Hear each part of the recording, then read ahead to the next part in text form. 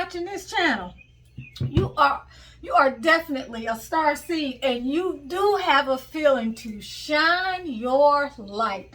Maybe you've already been shining your light. Maybe it's time for you to shine your light. Maybe you've been dreaming about shining your light. In any case, shine your light. Welcome to the channel. You are with Tanisha Ali, and I am here to help you to gain clarity, to uplevel your mindset, to clear and heal energetic blockages so that you can manifest the glory of God. That is you. If you have not purchased my book, Manifesting Your Masterpiece, please consider adding it to your healing library. Today we are going to be talking about the games people play. I don't think that's the name of the video, actually. The video is about manipulation in relationships. And that manipulation can be coming from the divine feminine or the divine masculine. It really doesn't matter. But it's about the games that people play, the mind games, the games of control, the egoistic tendencies that exist within relationships which make them toxic. And the reason why this is so important is because toxicity is a pandemic. Toxicity is rampant, okay?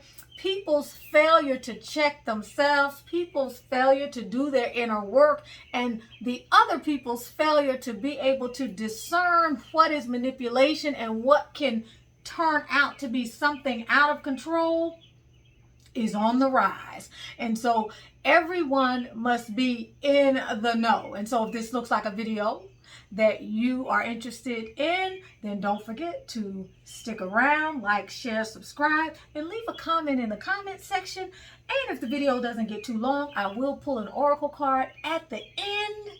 Let's go ahead and dig in. All right. First and foremost, let's talk about the mate that tries to make you jealous or tries to make you feel insecure by way of flirting or giving attention to other people or showing some type of arousal through interaction with someone else that is not you. Now, if you are guilty of this, then you are guilty of manipulation. But this is oftentimes a technique that is designed to disempower you and to give you feelings of insecurity. It is manipulation.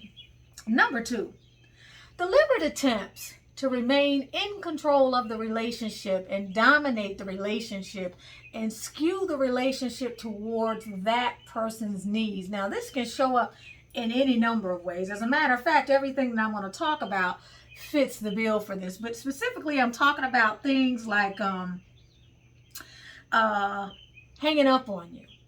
That's a control technique. That is their way of trying to teach you that they are in control. And not only is it a very ineffective, not only does it show that they have ineffective communication skills and they can't handle, they don't communicate well, but they can't handle stress, tension, and don't know how to have a constructive conversation where people may not agree. But it shows you that they want to train you to get used to them giving you the hand. So as it relates to technology, it would be hanging up on you. It would be things like, what did I write down? Oh, things like not responding to your text right away, deliberately. We're talking about the kinds of activity that people think about beforehand, or things that have become toxic behaviors that get a certain rise or that produce a particular outcome in previous experiences that they like to continue in order to put someone on the defense, or in order to tie your mental energy up with their foolishness, or in order to, in layman's terms, steal your energy. All right? This could be playing mind games, is really what it is. Playing mind games where things are simply not simple, where there's not a healthy level of communication, there's not a healthy level of dialogue back and forth. Everything is kind of one way. You're dealing with a lot of unidirectional conversations where the person may not really be interested in what you have to say. And so if you're saying something that they don't feel comfortable with, rather than having a healthy exchange of ideas with you, they cut you off. They play this sort of game with you, which is a mind game. The third thing is a tit for tat type of situation. For you or the person that may be on the receiving end, it may not feel tit for tat because ignorance is bliss, right? You may not have these kinds of unhealthy patterns. So when something like this happens, you could be shocked or surprised or caught off guard and not really understand the context in which you should look at this particular type of behavior, which is why watching a video like this is very important. So someone who's tit for tat, if you, for example, don't answer their text right away because maybe you have a life or you're doing something, or maybe you're at work, or maybe they're blowing up your phone, or maybe you are doing something else that is a responsibility of yours, then when you try to reach them back, they are sure to make sure that they don't answer your call. And this would have to happen habitually enough where you would have a sense that the person really is available, but they are deliberately making an attempt to sort of be petty about something, or to teach you a way that they want you to respond by way of giving you some sort of retaliatory response to something. Tit for tat may also be you bring something to their attention, and instead of them addressing what your concern is, their sense of, or their way of squirming out of that situation is to then bring up something that they have as a concern with you. That's a tit for tat situation. You didn't do this for me, so I'm not going to do that for you.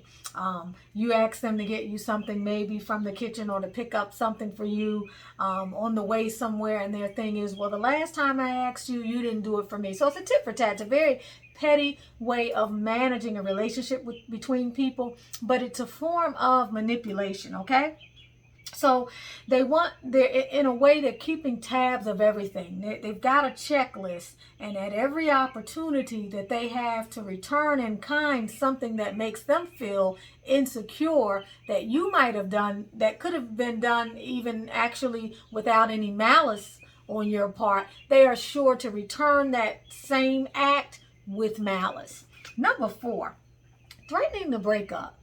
Threatening to break up with someone is really rooted in a sense of abandonment. Shutting someone out and cutting them off, and then coming back and cutting them off again, and then coming back. In addition to it being emotionally abusive and an indicator of a person's own unwellness, it is actually rooted in a person's own abandonment issues. And so it's a form of vacating the premises because they are afraid that you will leave them first. Usually it's happening during a sort of disagreement. And a person who does this often is also someone who has difficulty navigating conversations and communicating. And mind you, these people oftentimes come across as very cerebral, very intelligent, and they can communicate, they can express themselves. But when something triggers them, or it actually causes them to feel a deep sense of insecurity, and it takes them back to earlier feelings during their childhood where they felt abandoned or rejected or not good enough, they, by way of a neural network, a sort of a hard wiring, they go back into that as their default. And so they pretty much cast you out before they are cast out. Or if they have a sense, or they have a reason to feel fearful that you may leave or that you're dissatisfied, then they will threaten to leave the relationship, or they will in fact opt out. All right? Although typically these kinds of people do come back. Next. And we are on number, let me count, 1, 2, 3, 4, 5. You guys know I'm about this counting. Okay, 1, 2, 3, 4, 5. So number 5 is accusing you of triggering you, thereby creating an environment where you feel as though you're having to walk around on eggshells so that they are not triggered. Now, some people have serious PTSD because of some things that have been going on, but that still doesn't absolve them of the need to address their issues and not put their problems on other people.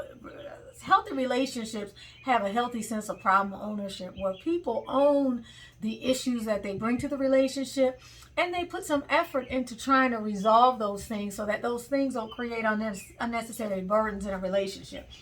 So in this particular situation, this person, y'all, I'm going to be losing my count. I'm going to have to write this down.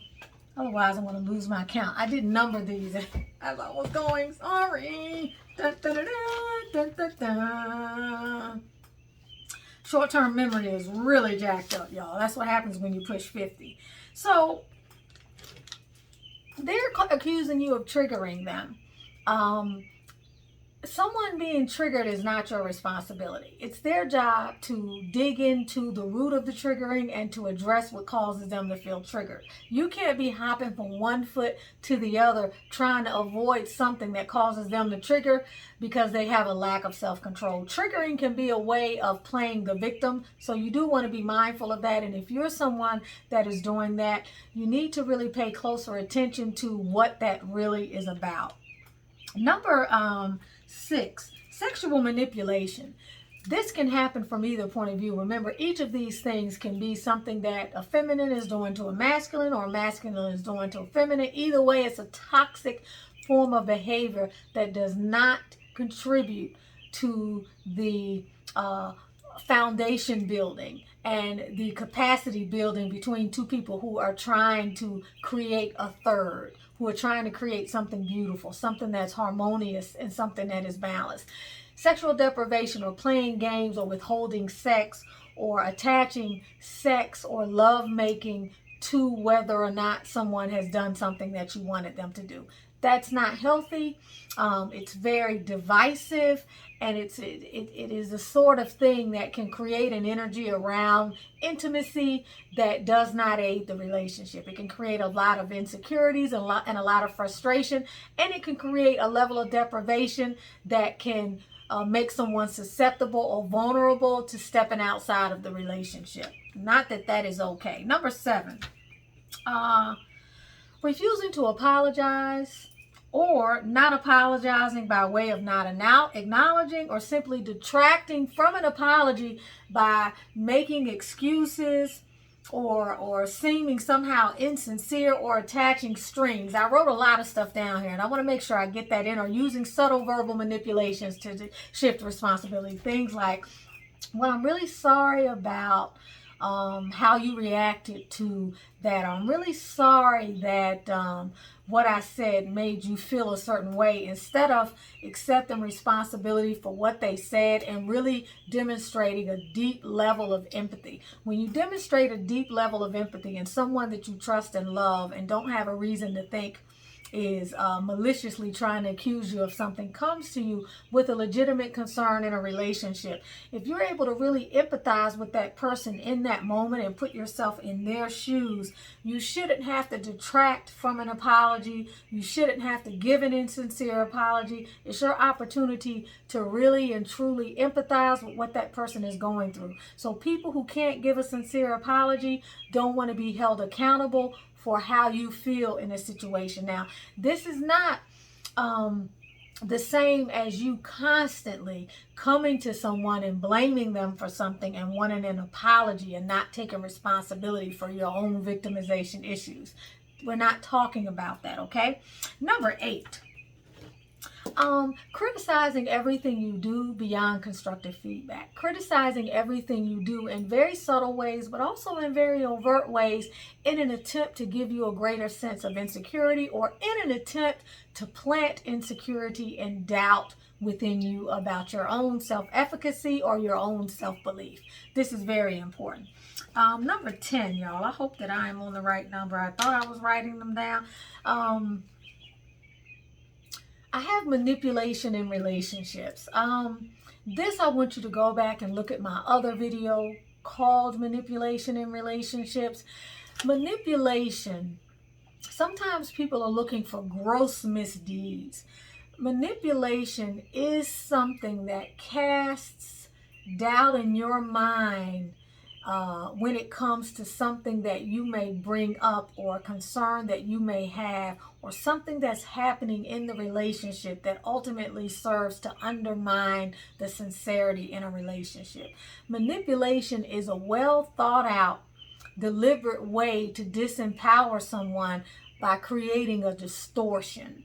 That's really what manipulation is. And anything can be manipulation depending upon how often it happens, the context in which it happens, and what the ulterior motive or the intention is. If there's malice, that is part of the intention. If there's the intent to control, if there's the intent to distort the truth, if there is the intent to shift accountability in a situation, manipulation. Okay, next, 1, 2, 3, 4, 5, 6, 7, 8, 9. I think I'm going to edit this out. If I don't, forgive me. I should have numbered these.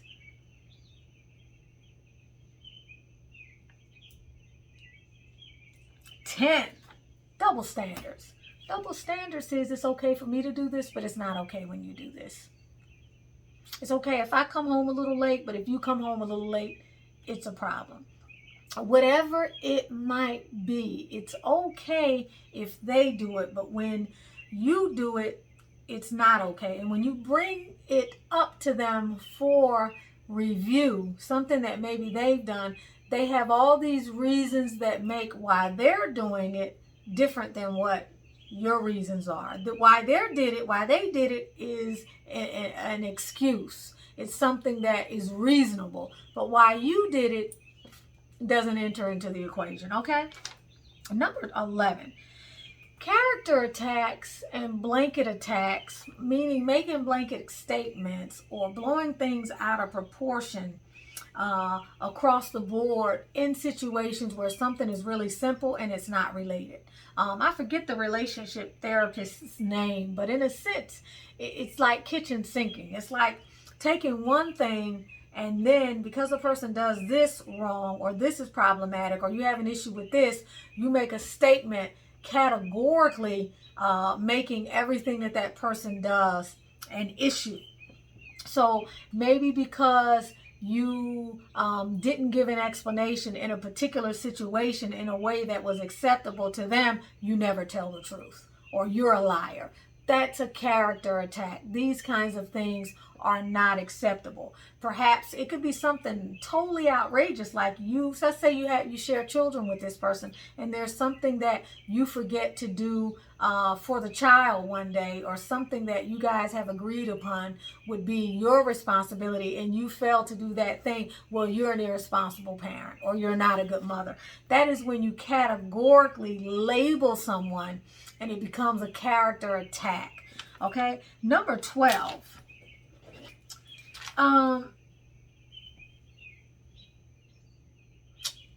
The kind of apologies that engender or stir up guilt in an individual. They're giving you an apology, but the apology feels as though it has strings, and by the time they're done, you get a sense of you've done something wrong by either requiring an apology or bringing up a situation where you felt an apology was necessary. Suddenly, the apology that you got causes you to actually feel some kind of way about that person that does not address the original situation. For example, the person apologizes, but then they begin to say things like, I'm really sorry, I'm never good enough for you, I can never do anything to please you, I just wish that, I didn't feel so worthless.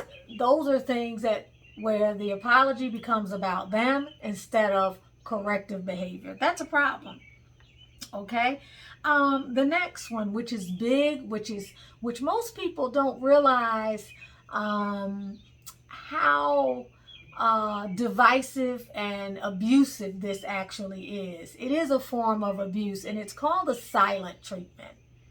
And it can happen in a variety of ways, but essentially it's a way or a mechanism of controlling someone. And the silent treatment is when you don't do something that someone wants you to do and they disengage from you. They disconnect and they don't speak with you.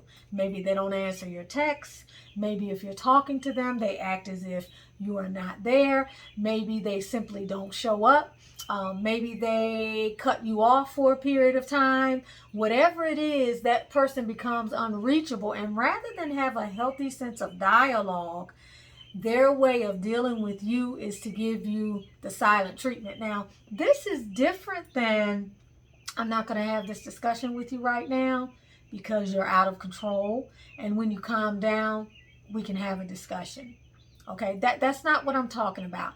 This is with the intention of getting you to do what they want you to do. It is with the intention of punishing you. It's kind of like it's like holding you emotionally hostage. All right, your ability to please them becomes the emotional currency. That's the exchange. And if you're unable to do that, then they make sure that you understand that you're not worthy of their affection, or you're not worthy of their conversation. And this can go on for long periods of time. It can go on. I couldn't believe this. I have someone that I know who, I guess this has gotten to be a very toxic way that this person behaves, or that their mate treats them in a relationship. And this has gone on for as long as 4 months. The silent treatment. I don't even know if that's called the silent treatment anymore, but that's pretty bad. I think we're going to break this into 2 separate videos. I want to get to number 13. 3, 4, 5, 6, 7, 8, 9, 10, 11, 12, 13. That is number 13. So we're actually going to stop right here, and then we're going to come back in the video number 2, and I'm going to do the next set of 13. And I'm going to number those next time around. So you are with Tanisha Ali, and I am here to help you to gain clarity and up-level your mindset so you can not only manifest the glory of God that is within you, but so you can be very discerning about the unhealthy habits and the traits and the ways of being that people can bring into a relationship that can make it toxic when these things exist in a chronic way over time. No one is perfect, but you must have some standards for what it is that you're willing to tolerate in your life. So make sure you keep an eye out for video number 2, which is going to come out several days after this one. It will have a different thumbnail. I hope to see you around. And if this looks like a video that you want to share with someone else, make sure you share. If you made it to the end, let me know you made it to the end. I want to pull an abundance card for you, an oracle card for you, with a message. I said I would, and I'm doing good. I'm only at 22 minutes. You guys know my videos tend to be super, super long. So let's see.